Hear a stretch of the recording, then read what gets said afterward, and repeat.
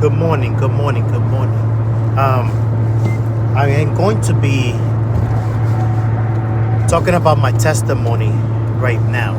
My testimony as to my childhood, my being saved. I'm going to be talking about how I get to know Christ and my deliverance, and much more that's going to come. So I hope that this video becomes very shareable, because there are many people that are dealing with resentment, unforgiveness, and this video, I promise you, this is going to impact you.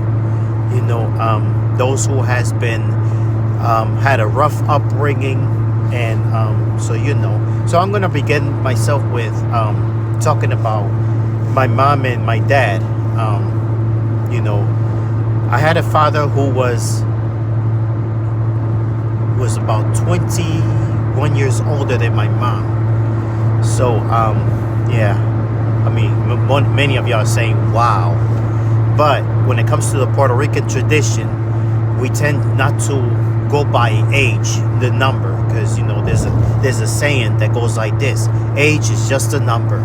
So anyways, my mom, coming off her divorce from my oldest brother's father, and now this is starting a new tree, and she was single for like about almost a decade, or maybe more than that. So pretty much my mom meets this guy who was wealthy man.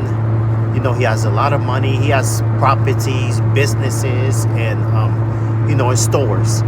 And this was back in Puerto Rico. So meeting him, and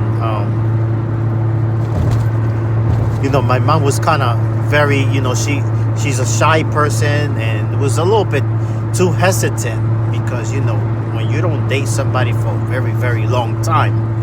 I remember the time that my mom went and met him, went on the date, and so my mom was going to just see him and then come back home. And unfortunately, that was not the case, because later in that story, my dad, he was also coming off his third divorce at that time, meeting me. So my dad, he was a witchcraft doctor. He was a man who would lay candles around the house, all the rituals and all this, the warlocks, and you name it, is all there, because it was pretty heavy hitting spells that my mom ended up falling under that trap, and she ended up to the point that she ended up spending the night at his house, and telling her that she was going to fall in line, and that she was going to fall for him, even after the very first date. I even have a picture of when they first went out, first date. He had this suit, all casket sharp, and my mom looking all pretty with her, beautiful hair, with makeup, and, it was to the point that my father will get easily jealous. He was so possessive, being a control freak and all that. So, but anyways, she ended up being pregnant, and not too long after they met, because all my dad wanted to do is pregnant women. This happened to other relationships, other marriages, and if things don't go right the way he wants, he will slap her, he will abuse her, he will just throw stuff, objects across the house, or very, very super controlling guy. Everything that he says, it goes, and my mom was under all that, under the spells, under, once they signed the contract of marriage, anything goes, for better or for worse, as you hear. And unfortunately, my mom was a very faithful person. My mom was very lovable, very loving, as a matter of fact, very, very loving, while my dad was very hateful, very, I'm not going to get into all the details, but yeah, they will bump heads to each other several times. My mom is about love and my dad was about hate. And because he was a man of the house, everything had to be ran by him. She was not allowed to go out to the street, not even across the neighbors, not even to go to the market or even get a job and work, because he would lock the doors and everything, and the curtains would be off, covered, and the place was dark. So I had an oldest brother at that time, and everything still had to be ran, controlled by him, whatever. So she wasn't even allowed to even talk to my grandmother, her mom. She wasn't even allowed to talk to her grandfather, her dad, my grandfather. And so everything had to be, and whenever he goes to work, the phone jacks would be cut off, to ensure that there's nothing going on, anything, that gives them reasons while she'll run away or whatever. So yeah, he'll have the house locked, the doors, to the point that you can't even go or leave. Like if it was like a child protection lock. That's the way it was. So yeah. So of course she went on to get pregnant, and abuse after abuse after abuse, slapped in the face, beat, and being tossed around and stuff, and with me inside of it. So imagine that. There was times she had to go to the hospital. Time that she thought that I wasn't moving, thought that I wasn't even, how babies do, like 4, 5, 6 months, that they start feeling, certain areas of movement. So there was a time that I wasn't moving at all, and that became very alarming for my mom to, because she thought I was dead or something. So because also too, there was a time that she will go to the bathroom and started bleeding, and she thought that I was gone too. So until it was proven that I was still in my mom's womb. Thank God, praise God. So a lot has happened. It was on and off and on and off. So that's gonna have me move ahead. So when she reached about midway through 7 or 8 months, a little bit of around that frame, there was a time that my mom could not take anymore. All these abusive, emotionally, mentally, and physically abuse. Name callings, and oh my goodness, you just name it, it was just there. My mom, to the point that she grabbed my oldest brother, because it was just us three at that time. My oldest brother, myself, inside of her womb, and she looked around and hoped that nobody wasn't around, because she was gonna jump out of this bridge, which is called the Harrison Bridge up in Newark, New Jersey. And so she jumped. She was trying to make an attempt to do, to push my brother into the my oldest brother to the river first before she jumps, which it was a sin. Killing is killing, murder is murder. So, but unfortunately, my mom, her mind was just so hurt. Imagine. Until there was this couple, a very young couple. They were like fresh out of high school or something. And they came and witnessed my mom was she's making her way to jump on the bridge. And they ran right to us and say, wait.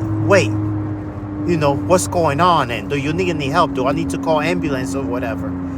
And my mom busted out crying, and thank God for these people. I just wish that, they were around me, because I would love to have given them thanks for everything.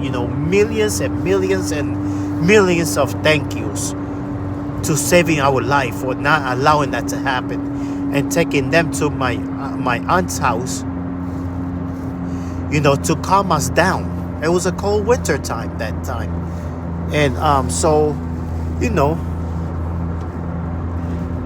the doctor had examined her, through ultrasound, and how I was, doing, and all of that. And I remember, and there was a time that the doctors was, telling my mom that even if I was born, that I was going to become mentally challenged. To the point that, I was going to be handicapped, and my mom would have to work for the rest of her days. So, finally, that on my birthday, I take birthday as, personal, though, because, it's a sentimental thing. It's a reminder of, how I became a miracle child, that, I didn't have trauma like the doctors thought I was going to have, So, that's the first testimony right there, that I was born, I made it through the earth, because it was hard. There was a time that my mom didn't think I was going to make it. But to God be the glory, I am here. I'm fortunate to be here to share, because, there's a lot of abusing men out there today that just, messes up nerves. And unfortunately for my mom, that was the case. And to this very day, 40 plus years later, I have yet to see my mom the happiest woman in her life, because she has gotten remarried. She has gotten good, she had her moments of happiness, this happening, but it was like ibuprofen. Like, it just doesn't stay forever, before she starts getting depressed again, and getting sad again, and getting, all that. So, but I'm still praying, but before I get there, let me explain, from the childhood up to, I would say, about 14 years old, I was placed in a special school because of the fact that I had some traumas in me. I was, also abused, and, from my dad, from the hands of my dad, and mainly my mom. So, there was a time that my eldest brother, he was coming from school. I was crying and crying and crying, watching my father just struck my mom, and she had to take the beatings for me, because he tried so hard to pick me up and throw me down, which, that ended up happening, because I wouldn't be quiet. And I was trying, as a baby, I was screaming so loud to the point that a neighbor can hear, knowing that I'm in trouble, that we all in trouble. My mom and I are in trouble. So gratefully that my oldest came with a baseball bat and struck my dad in the back of his head, and that was it. With him being knocked down to the ground, that allowed my mom to pack up a few things, suitcases, and went to my aunt's house. And from my aunt's house, she got the money from her parents, to please get us to come to the U.S. And I can't take it no more, blah, blah, blah, blah, blah, blah. And I just wanted to make it home, and we could talk from there. So, from that point on, we never went back to Puerto Rico. We were just here in the States, in the states of New Jersey. And, where growing up, I grew up going to school, and, it was us five in the family. It was my eldest, my other brother, and myself, my grandmother, and my mom. We would all live it together, and we went from there. You know, I'm a type of person that, when I started going to school, I had some rough experiences. I couldn't. I had trouble learning. I had trouble with speech. I've had trouble with remembering stuff, and it was just like, to the point that whatever instructing that was given to me, all I do is just sit there and just like, and just stutter at them, like staring at them, not knowing what it means or what they're saying, because the processing through my cranium, took longer than it had to, and that raised concerns from my mom, to the point that they had to reevaluate me and put me into a special school, because there was other things that led her putting me to the school, but I won't mention it. So I went there and I started establishing myself, from the kid going up to my teenage life, and later at the age of 15, my mom, my grandmother, we all felt to hard times that the house got caught on fire. Well, it got water flooded into our apartment, but the unit, had caught fire from the unit above us. And, that's when we had no money to pay rent, and, she tried. I mean, I was raised as a Catholic, because my mom she was devoted Catholic, and so does my grandmother.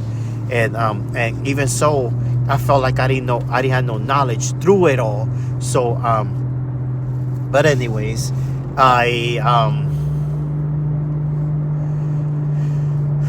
after that, there was a friend to my mom who said, come to our church. It was a Pentecostal church. And, we all went together, me, my mom, and my oldest brother. We started going together. And then after that, I went to my mom and said, you know what, Mom? I kind of like this church. I really like the way how they talk and stuff. And I don't care about, what was going on. How people dance in the spirit and doing the shouting. And, at that time, I didn't know exactly what was going on, because all I did is just look around. I'm like, I wonder what that is. So yeah, I went and told the woman, my mom's friend, and say, can you come pick me up? I really enjoyed the service today. And she was like, sure, sweetie, sure. And my mom stood back, and I was the only person that kept going until I became 15 years of age. I gave my life to the Lord. This was 3 months after I first came, because I was kind of sketchy about everything that was happening. And, what about my religion? Until the pastor of that church, he mentioned, this is not about religion, this is about relationship.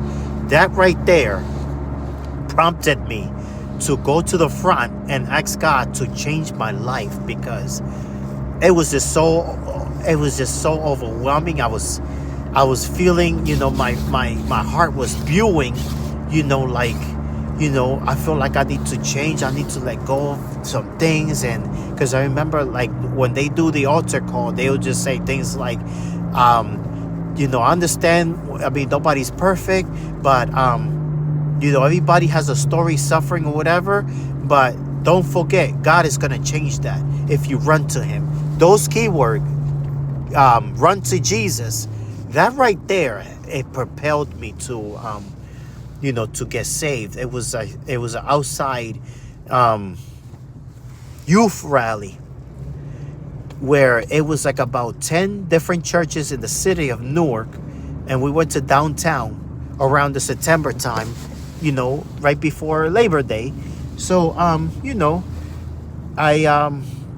I felt like I wanted to go back, and I just wanted to give it up. And regardless what they say, what they think of me, what my family thinks of me, because I have a power to have my own mindset on things. So when I got saved, my mom was okay with it, and and I'm grateful for that. I'm grateful. And after that, about 2 years later, um, I had this feeling that it just kept making me feel stagnant.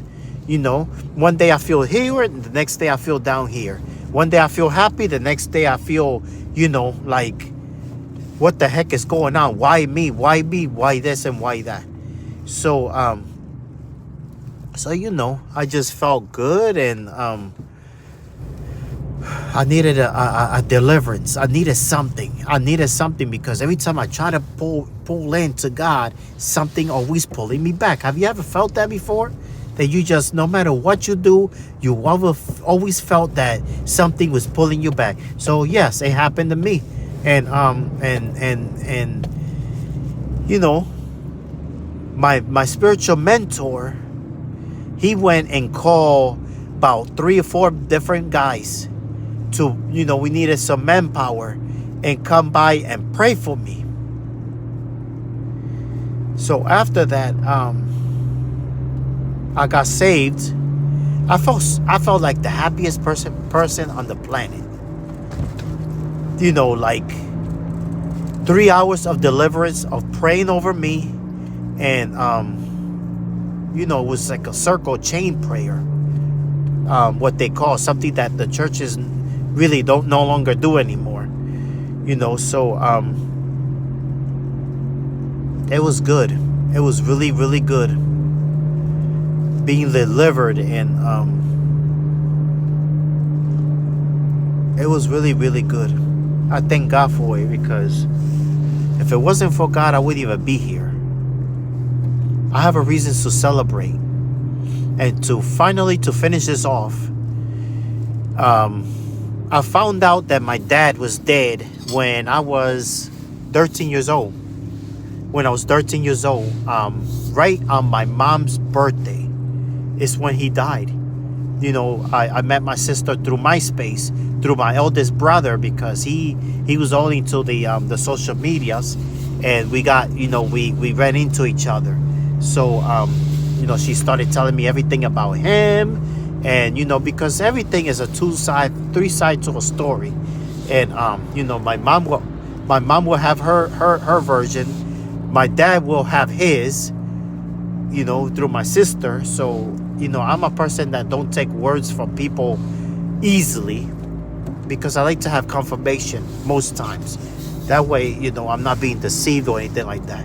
But the question that people have mainly asked me, Angel, what would you do if your father was here today? You know what my answers be? I forgive him. I would have forgave him if he was here.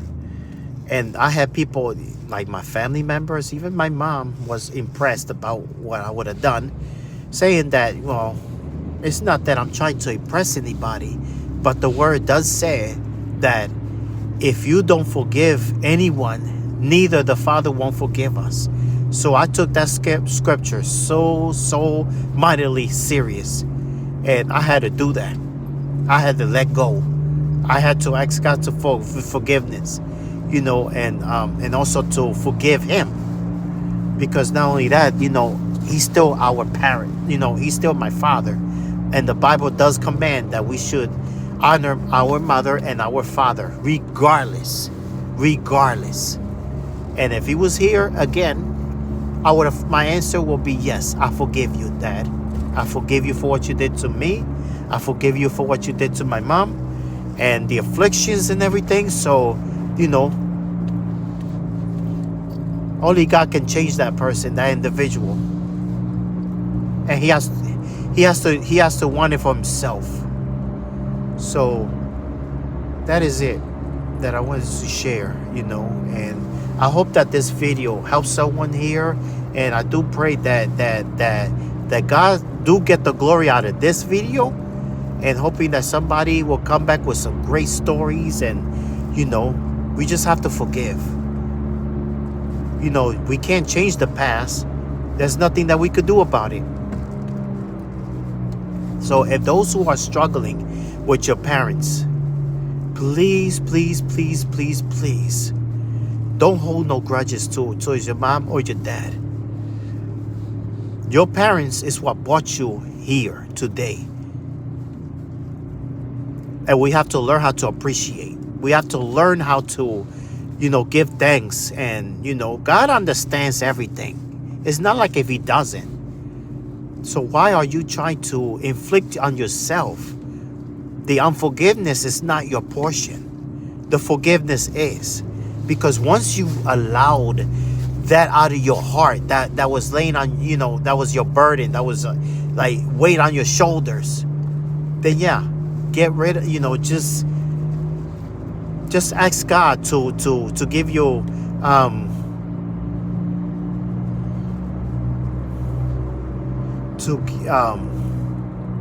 just forgive them. Amen. So I hope that this video truly helps somebody, because let me tell you, I came from being a they were saying that I was slow, that I was this, that I was that, but not so, because God changed my stories. He changed my story, and I am forever grateful to God. So I pray that this video helps somebody today and get back into your alignment. And remember, forgive your person, your loved ones, no matter what they done to you, because otherwise it's going to add up. It's going to cause your heart failure. It's going to cause your EKG to, heart failure. And we have to eliminate the word hate, but bring love. Amen. So God bless you all.